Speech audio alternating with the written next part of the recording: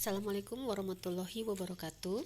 Hari ini kita akan membahas teknopreneur pada pertemuan 11, yaitu pasar dan pemasaran. Di mana dalam pasar dan pemasaran dikatakan bahwa marketing is a soul of your business and entrepreneur is the chief of marketing officer. Ada yang menjadi kebutuhan, keinginan, dan permintaan sehingga menghasilkan sebuah nilai. 3 poin penting dalam memulai bisnis, yaitu market atau pasarnya ada atau tidak, kemudian seberapa besar marketnya, dan bagaimana kondisi persaingannya.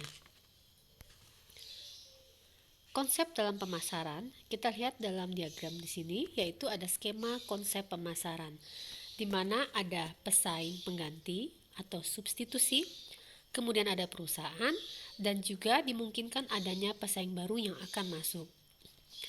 Dalam kegiatan pemasaran, di sini terlihat gambar pada diagram di tengah, yaitu ada aktivitas atau kegiatan pemasaran dan penjualan.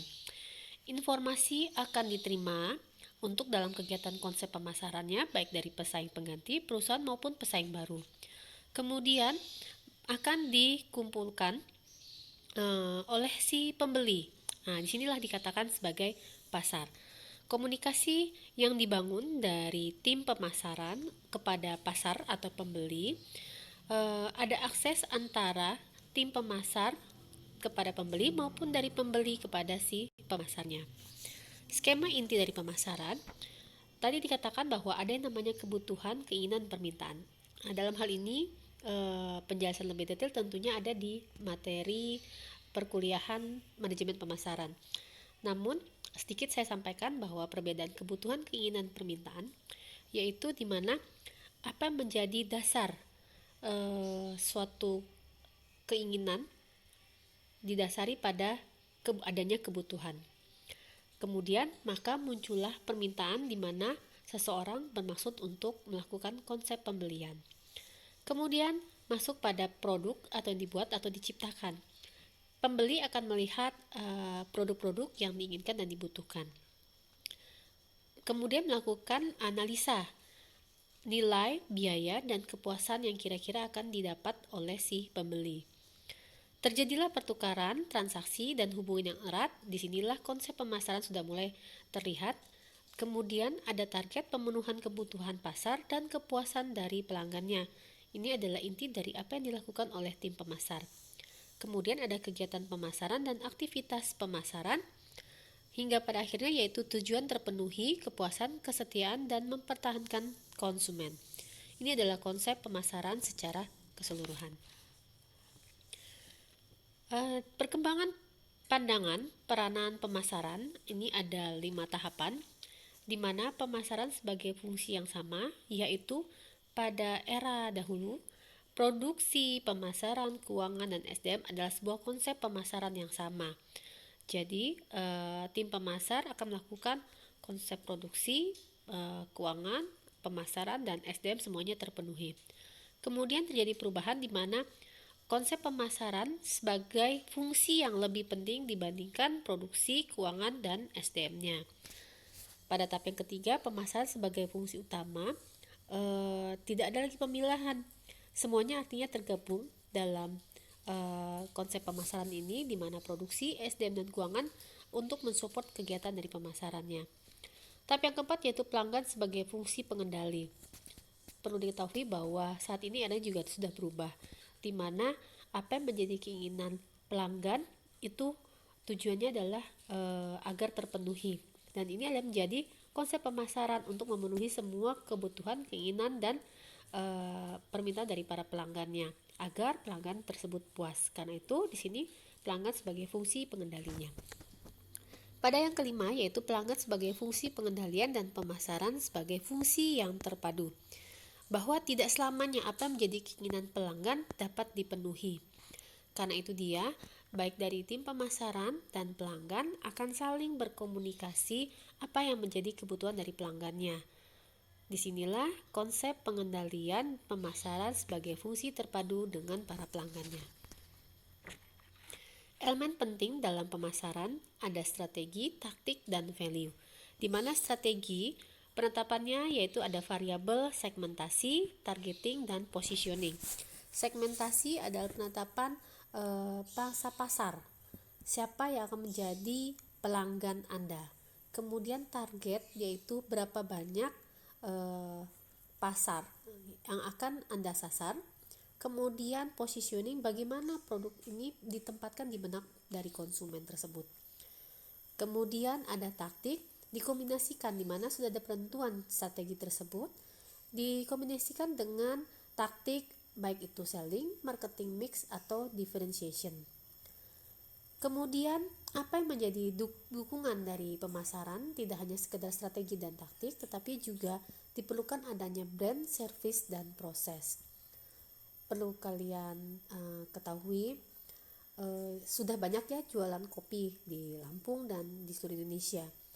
Namun kopi yang cukup terkenal yang ada dari luar yaitu Starbucks tetap menjadi brand kopi luar yang masuk di Indonesia.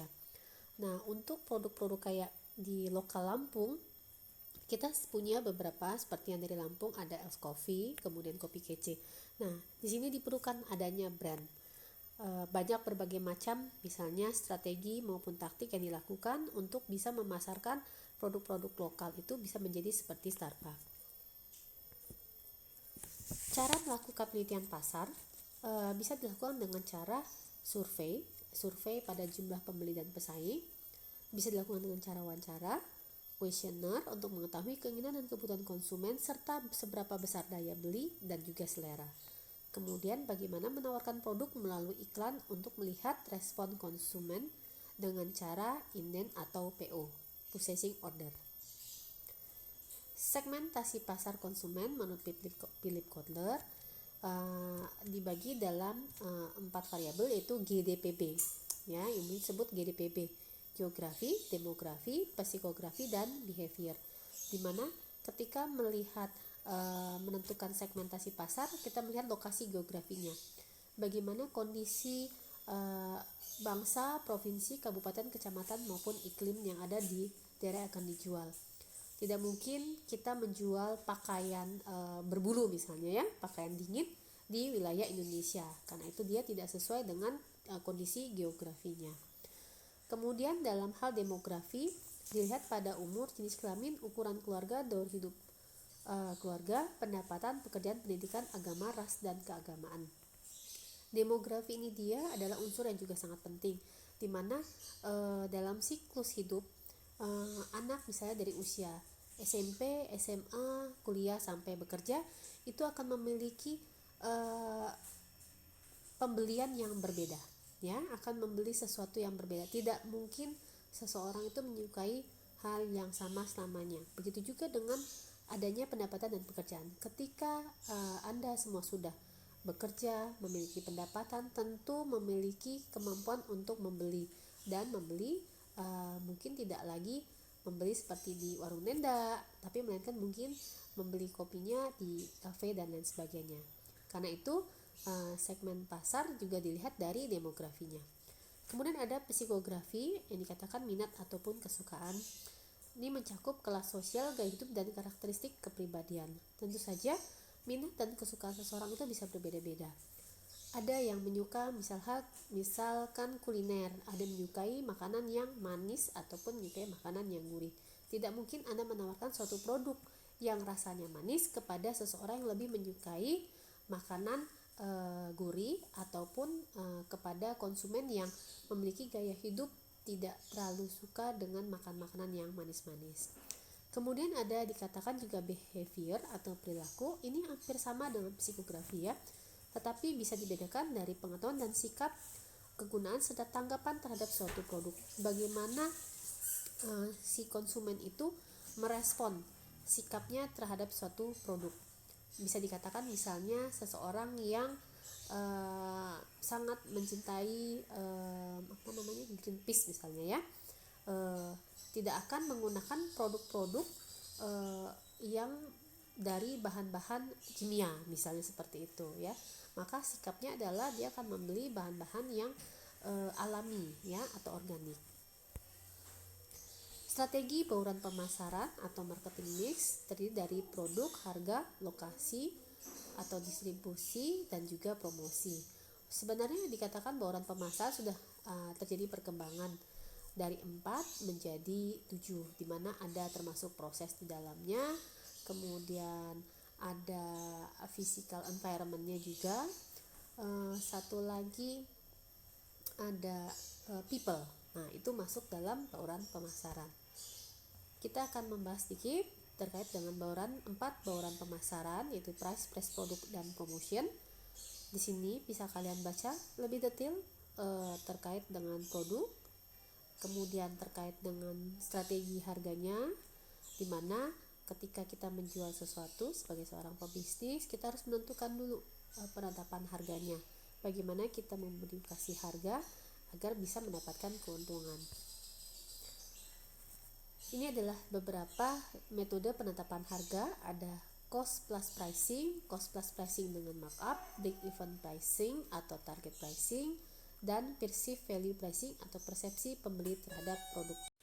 Metode penetapan harga dengan menggunakan cost plus pricing, di mana yaitu metode penentuan harga jual dengan cara menambahkan laba yang diharapkan di atas biaya penuh. Adapun sebagai contoh di atas, contoh di sini yaitu menggunakan rumus di mana harga pokok diambil Rp10, maka FC yaitu fixed cost-nya atau biaya tetapnya mencapai 5 juta dibagi dengan total sales-nya yaitu 100.000, maka harga per unitnya yaitu harga untuk keuntungannya selisihnya yaitu Rp60.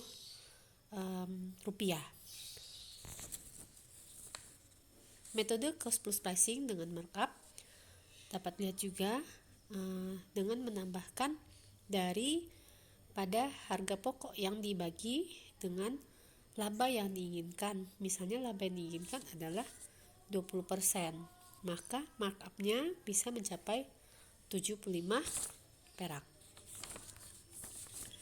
Berikutnya yaitu BEP, break even pricing atau target pricing, digunakan untuk penetapan harga suatu produk pada titik impas, yakni titik di mana total biaya sama dengan total pendapatan. Gunanya yaitu untuk menciptakan hambatan masuk industri dan mengurangi kompetisi. Ini juga cara tercepat untuk mendapatkan pangsa pasar yang besar.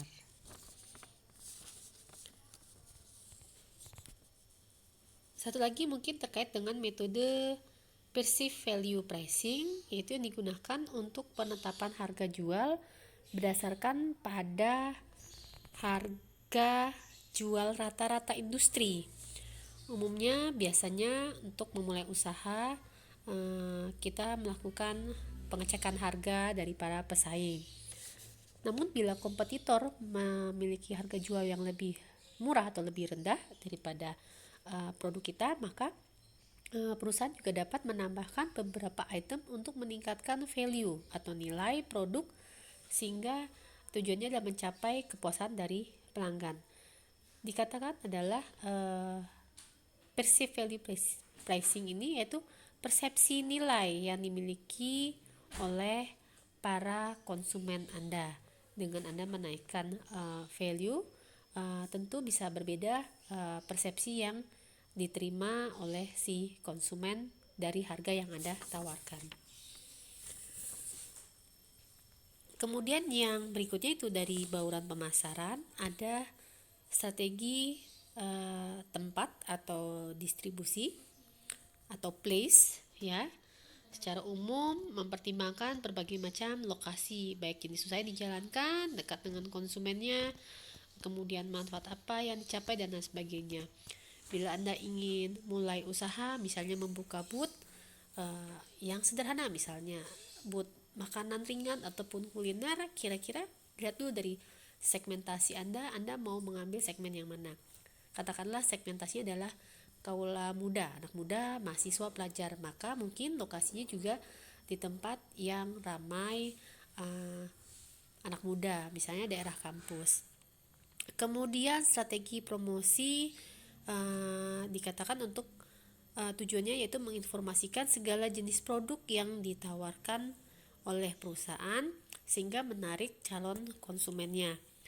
Sarana promosi yang bisa digunakan bisa terdiri dari beberapa variabel, yaitu periklanan atau advertising, promosi penjualan atau sales promotion, kemudian publikasi, ya, bisa menggunakan pameran, bakti sosial dan lain sebagainya, bisa penjualan pribadi atau personal selling.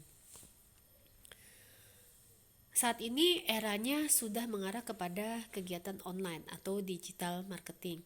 Karena itu, yang dulu mungkin secara konvensional orang banyak menyebar brosur, ya, sekarang sudah banyak menggunakan konsep online atau digital marketing, baik menggunakan sosial media atau menggunakan aplikasi untuk searching, kemudian bisa menggunakan email, bisa menggunakan berbagai macam alat analisis seperti web, tes dan lain sebagainya, serta membangun websitenya.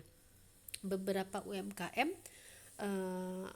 terutama dalam kondisi ketika lockdown di 2020 ini sudah sangat sulit bila masih menerapkan konsepnya konvensional, dan pada akhirnya mau tidak mau dan dipaksa untuk merambah pada era digital marketing.